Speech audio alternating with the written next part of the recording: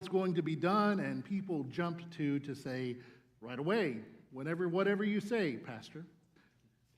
We're in a day where truly those days of what we in the church call hair pasteur have long gone away. But the pastor still does have one little thing that the pastor has control over, and I'm going to take advantage of that today. We're leaving the lectionary, and we're going to talk about something completely different because it's a day for it. So back in seminary, long time ago in a land far, far away, like almost any education process you go through, every professor thinks that their discipline is the most important discipline that you need to learn. If it was a New Testament professor, they said you need to understand how to navigate the Greek and how to exegete the text properly so that you can preach a good gospel sermon. The Old Testament professor would say you need to understand Hebrew and Middle Eastern, Near Eastern culture so that you can navigate how the New Testament and the Old Testament marry together and how Jesus was continuation of the ministry of Israel. The worship professor would say the most important thing you can do is know how to navigate through the liturgy so that people, when they leave on Sunday, know that they have been surrounded by the presence of God.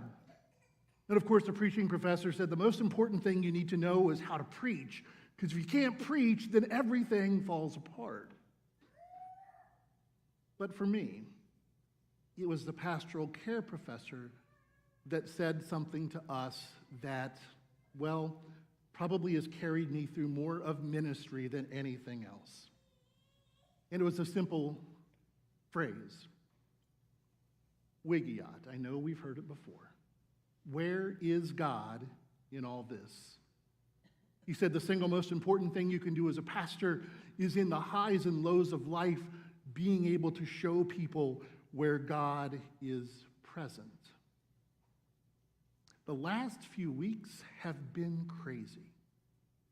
The joy and the celebration of the 30th anniversary at Pentecost, confirmation last week with revival and a baptism on Sunday, to a week where the community is hit by a death it has not seen in many years.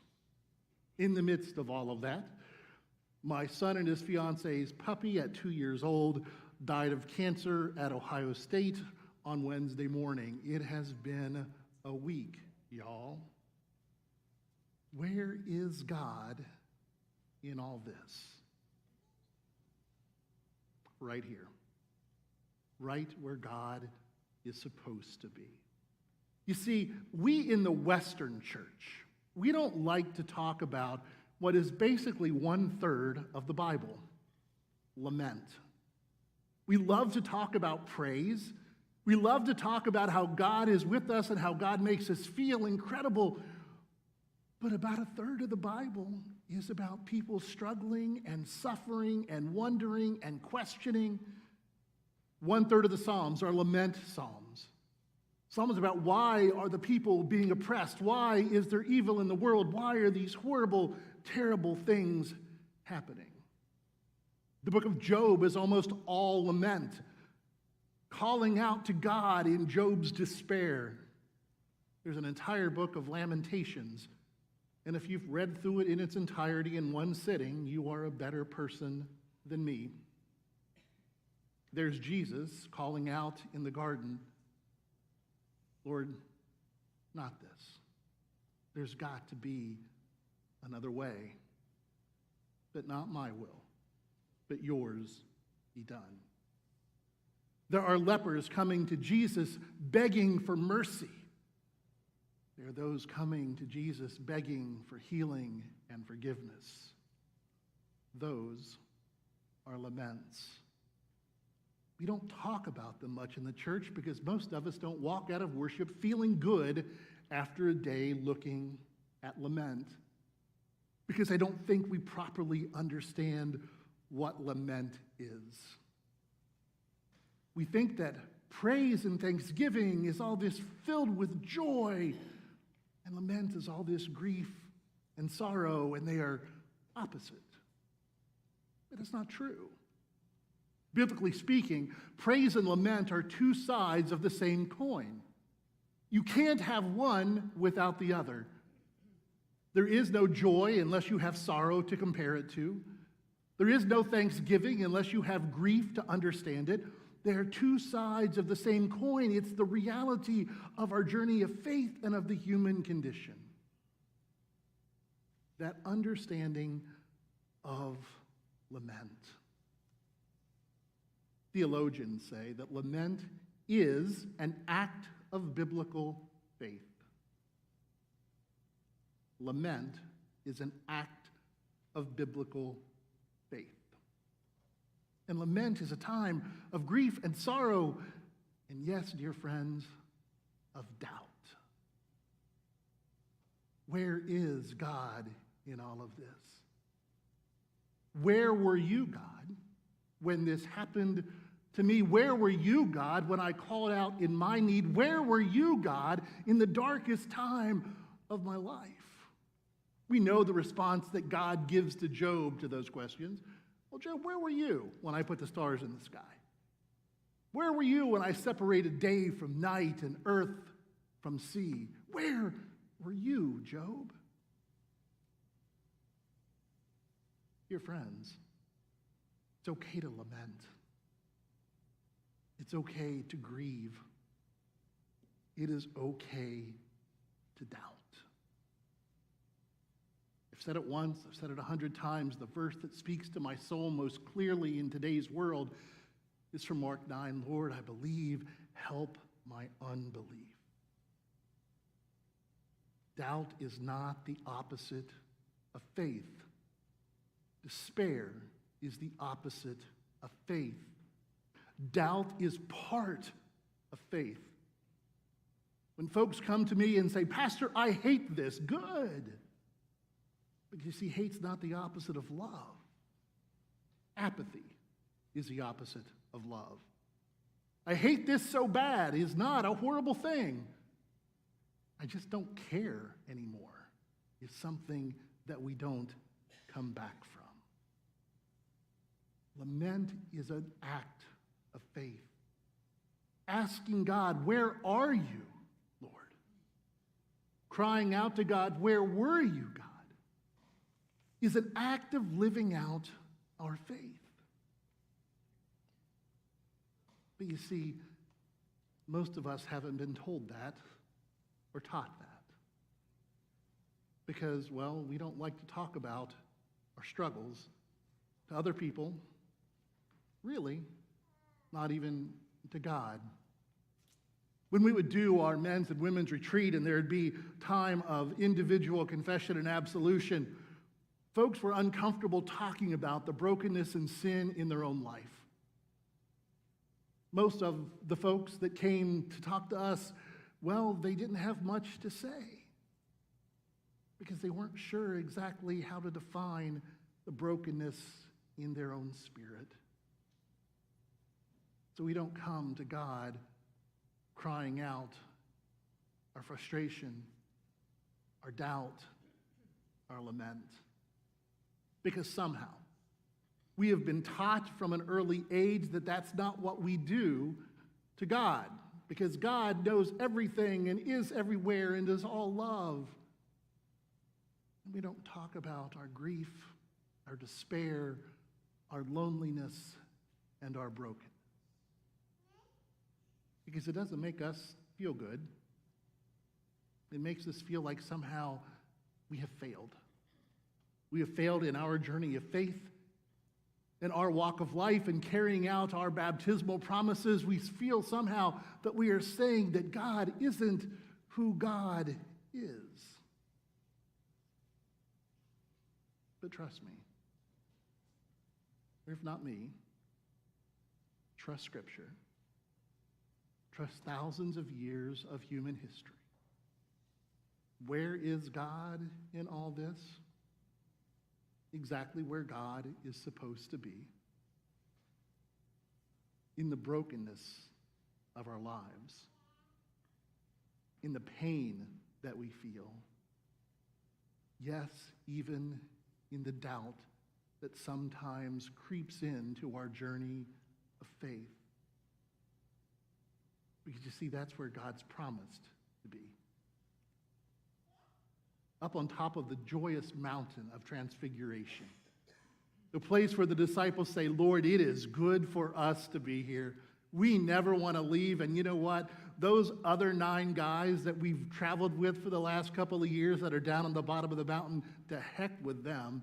They don't got what we got. Let's build some tents. Let's hang out here. This is the place to be.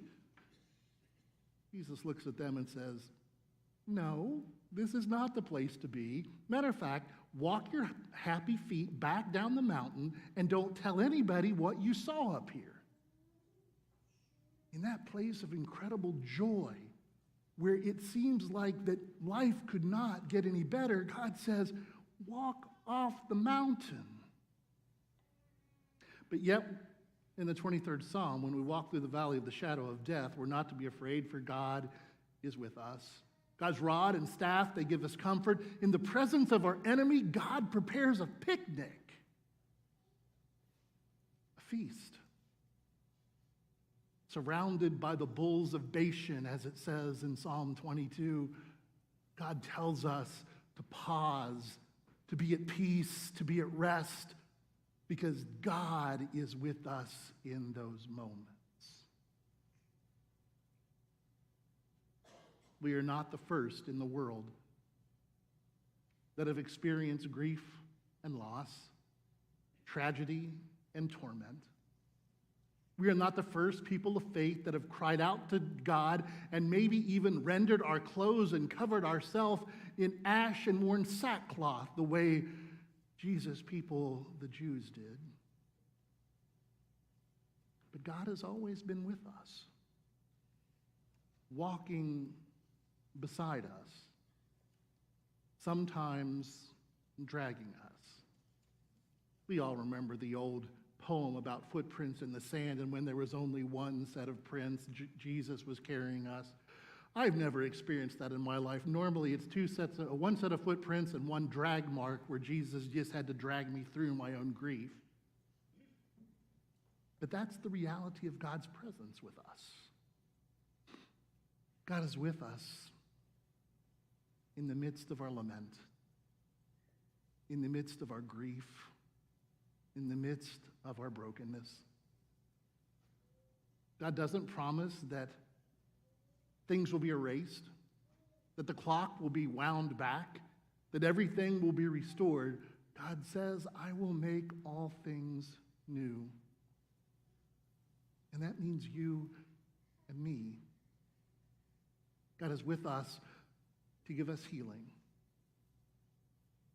You know, one of the things that I've heard said on more than one occasion when someone is grieving, and it just makes me kind of cringe, is, well, this is your new normal.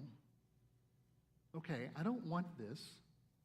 This is not anything that I signed up for, and if this is the new normal, you can keep it. Doesn't mean that it's the new normal, but it is reality.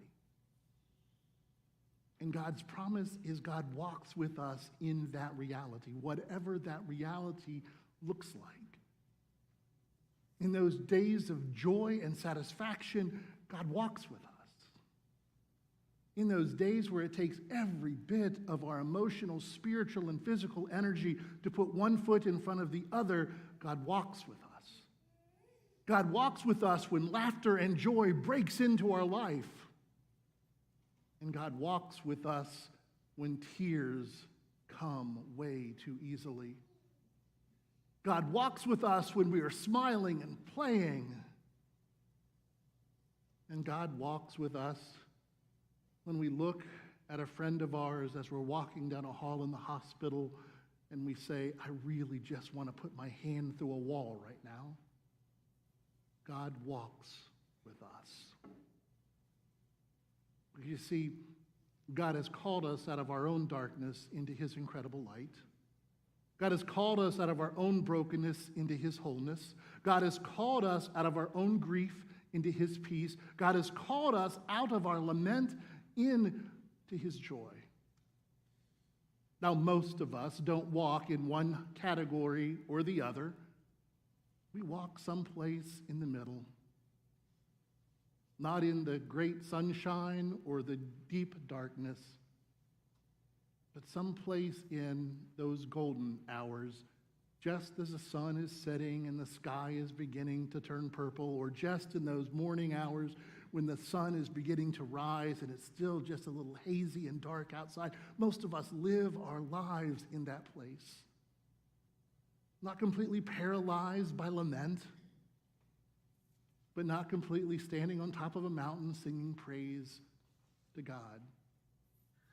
If you remember, years and years and years ago, we had a sermon that was something about this, I think we did it on Transfiguration Sunday, and we talked about how God is with us in the valleys and God is with us on the mountain, and quite honestly, those two places are probably the easiest to be. Because we're in the valley of death, nobody expects or demands anything from us, and we can just be. When we're on top of that mountain of joy and peace, everyone looks to us and goes, I wish I could be like them, and there's peace. But if you remember, I said I come from West Virginia. Being on top of the hill is a nice place to be. Being in the valley is not a bad place to be, but most of us walk with a limp because we walk along the side of the mountain, and that's exhausting. The old joke, how can you tell a West Virginian? It's because one leg is shorter than the other because we've been walking this way our entire life. That's where we walk in our life of faith, y'all. The hard journeys. The journeys where sometimes we feel like we're cutting away more brush than we are taking steps, where we feel like every step we take, we are wrapped in a vine holding us back, walking on the side of the hill where every day our lungs burn and our legs ache. God is with us on the side of the mountain as well. Dear friends, we believe. God helps our unbelief. Where is God in all of this? The same place that God has always been.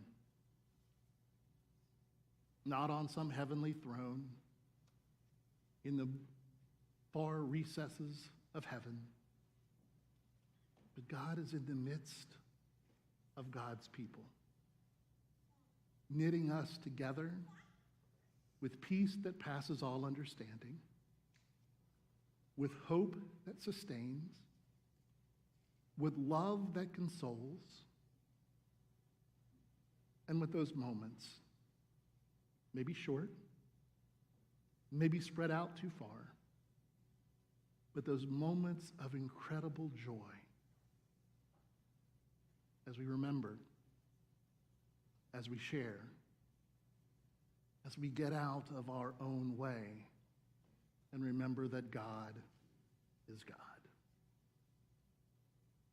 Lament, dear friends, is an act of faith.